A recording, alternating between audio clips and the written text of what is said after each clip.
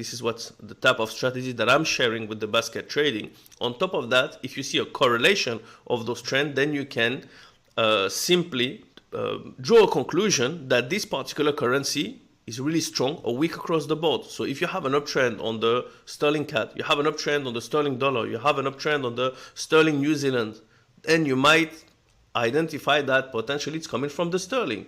You will see also the other currency, but thanks to the scanner, we will see that the correlation gives us the conclusion that the sterling is strong across the board. And this is why we'll decide to not put all our eggs in one basket and trade actually all those pairs at the same time to benefit from what I call the market inefficiency, meaning that sometimes you're going to trade the sterling dollar, but the sterling dollar will decide to retrace a little bit. But the sterling New Zealand will make a boom. The sterling CAD will have a small pullback, but the sterling Swiss franc, for example, will make a strong breakout. So the fact that all those movements are not exactly happening at the same time makes it easier for the position not to be in a simple binary result, being profit or loss, because sometimes you might have 2 out of 4 that are in profit, but those profits are much higher than the losses of the 2 other positions.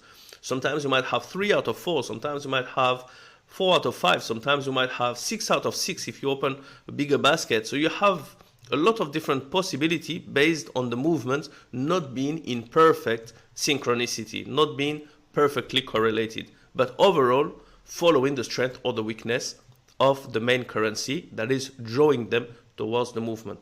In the accumulation,